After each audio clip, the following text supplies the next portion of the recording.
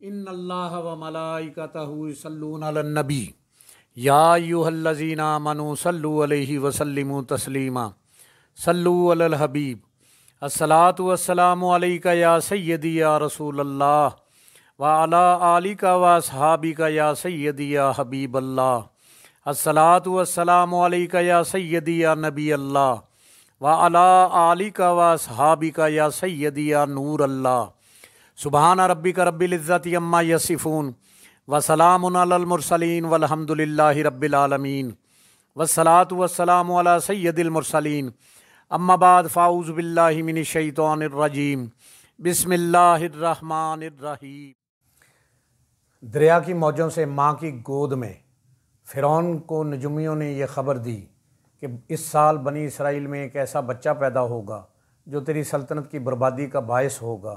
اس لیے فرعون نے اپنی فوجوں کو یہ حکم دے دیا تھا کہ بنی اسرائیل میں اس سال جو بھی لڑکا پیدا ہو اس کو قتل کر دیا جائے۔ اسی مصیبت و آفت کے دور میں حضرت موسیٰ علیہ السلام پیدا ہوئے تو ان کی والدہ نے فرعون کے خوف سے آپ کو ایک صندوق میں رکھ کر صندوق کو مضبوطی سے بند کر کے دریائے نیل میں ڈال دیا اور دریا سے نکل کر ایک نہر فرعون کے محل کے نیچے بہتی تھی۔ یہ صندوق دریائے نیل سے بہتے ہوئے نہر میں چلا گیا۔ اتفاق سے فرعون اور اس کی بیوی آسیہ دونوں محل میں بیٹھے ہوئے شہر کا نظارہ کر رہے تھے۔ جب ان دونوں نے صندوق کو دیکھا تو خدام کو حکم دیا کہ اس صندوق کو نکال کر محل میں لائیں۔ جب صندوق کھولا گیا تو اس میں سے ایک نہایت خوبصورت بچہ نکلا جس کے چہرہ پر حسن و جمال کے ساتھ ساتھ انوار نبوت کی تجلیات بھی چمک رہی تھیں۔ فرعون اور آسیہ دونوں اس بچے کو دیکھ کر دل و جان سے اس پر فریفتہ و قربان ہونے لگے، اور آسیہ نے فرعون سے کہا، یہ بچہ میری اور تیری آنکھوں کی ٹھنڈک ہے، اسے قتل نہ کرو، شاید یہ ہمیں نفع دے یا ہم اسے بیٹا بنا لیں۔ اور وہ بے خبر تھے۔ اس پورے واقعے کو قرآن مجید نے سورہ طٰہٰ میں اس طرح بیان فرمایا ہے کہ جس کا ترجمہ ہے، جب ہم نے تیری ماں کو الہام کیا جو الہام کرنا تھا کہ اس بچے کو صندوق میں رکھ کر دریا میں ڈال دے، تو دریا اسے کنارے پر ڈالے تو اسے وہ اٹھا لے جو میرا دشمن اور اس کا دشمن ہے۔ میں نے تجھ پر اپنی طرف کی محبت ڈالی اور اس لیے کہ تو میری نگاہ کے سامنے تیار ہو۔ چونکہ ابھی حضرت موسیٰ علیہ السلام شیر خوار بچے تھے، اس لیے ان کو دودھ پلانے والی کسی عورت کی تلاش ہوئی، مگر آپ کسی عورت کا دودھ پیتے ہی نہیں تھے۔ ادھر حضرت موسیٰ علیہ السلام کی والدہ بے حد پریشان تھیں کہ نامعلوم میرا بچہ کہاں اور کس حال میں ہوگا۔ پریشان ہو کر انہوں نے حضرت موسیٰ علیہ السلام کی بہن مریم کو جستجوئے حال کے لیے فرعون کے محل میں بھیجا، اور مریم نے جب یہ حال دیکھا کہ بچہ کسی عورت کا دودھ نہیں پیتا تو انہوں نے فرعون سے کہا کہ میں ایک عورت کو لاتی ہوں، شاید کہ یہ اس کا دودھ پینے لگے۔ چنانچہ مریم حضرت موسیٰ علیہ السلام کی والدہ کو فرعون کے محل میں لے کر گئیں، اور انہوں نے جیسے ہی جوش محبت میں حضرت موسیٰ علیہ السلام کو سینے سے چمٹایا تو ان کو دودھ پلایا تو آپ دودھ پینے لگے۔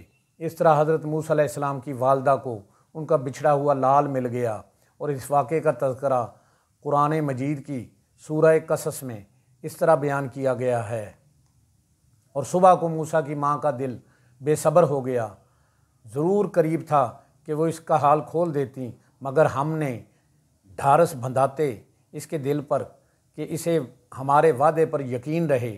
اور اس کی ماں نے اس کی بہن سے کہا، اس کے پیچھے چلی جا، تو وہ اسے دور سے دیکھتی رہی، اور ان کو خبر نہ تھی، اور ہم نے پہلے ہی سب دائیاں اس پر حرام کر دی تھیں۔ تو بولی، کیا میں تمہیں بتا دوں ایسے گھر والے کہ تمہارا اس بچے کو پال دیں اور وہ اس کی خیر خواہ ہیں؟ تو ہم نے اسے اس کی ماں کی طرف پھیرا کہ ماں کی آنکھ ٹھنڈی ہو اور غم نہ کھائے اور جان لے کہ اللہ کا وعدہ سچا ہے، لیکن اکثر لوگ نہیں جانتے۔ حضرت موسیٰ علیہ السلام کی والدہ کا نام یوحانز اور باپ کا نام عمران ہے، اور حضرت موسیٰ علیہ السلام کی بہن کا نام مریم ہے، مگر یاد رکھو یہ وہ مریم نہیں جو حضرت عیسیٰ علیہ السلام کی والدہ ہیں۔ حضرت عیسیٰ علیہ السلام کی والدہ مریم حضرت موسیٰ علیہ الصلاۃ والسلام کی بہن سے سینکڑوں برس بعد ہوئی ہیں۔ اس واقعے سے یہ سبق ملتا ہے کہ جب اللہ تعالیٰ کا فضل ہوتا ہے تو وہ دشمن سے بھی کام کرا لیتا ہے جو دوست بھی نہیں کر سکتے۔ دیکھ لیجئے، فرعون حضرت موسیٰ علیہ السلام کا سب سے بڑا دشمن تھا، مگر حضرت موسیٰ علیہ السلام کی پرورش فرعون کے ہی گھر میں ہوئی، اور یہ بھی معلوم ہوا جب اللہ تعالیٰ کسی کی حفاظت فرماتا ہے تو کوئی بھی اس کو نہ ضائع کر سکتا ہے نہ ضرر پہنچا سکتا ہے۔ غور کرو حضرت موسیٰ علیہ السلام کس طرح بحفاظت صحت و سلامتی کے ساتھ اللہ تعالیٰ نے ان کو واپس پھر انہی کی ماں کی گود میں پہنچا دیا۔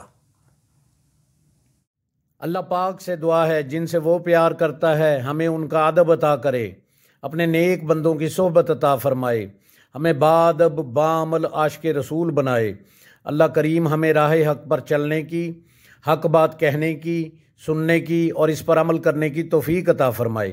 ہم سب کی جان آقا کریم صلی اللہ علیہ وآلہ وسلم کا فرمان عالی شان ہے، جو شخص میری امت میں نیکی پھیلائے یا اچھی بات پہنچائے اللہ اس سے پیار کرتا ہے اور جنت اس کا مقدر ہے۔ گناہ گار ہیں، بدکار ہیں، سیاہ کار ہیں میرے مولا، جو بھی ہیں تیرے محبوب کی امت میں سے ہیں۔ یا الہی کر کرم کروا کرم، دونوں جہاں میں رکھ شرم۔ جس کسی نے بھی دعا کے واسطے یا رب کہا، کر دے پوری آرزو ہر بے کس و مجبور کی۔ جس کسی نے بھی دعا کے واسطے یا رب کہا، کر دے پوری آرزو ہر بے کس و مجبور کی۔ آمین بجاہ نبی الکریم الامین، وآخر دعواہم ان الحمد للہ رب العالمین۔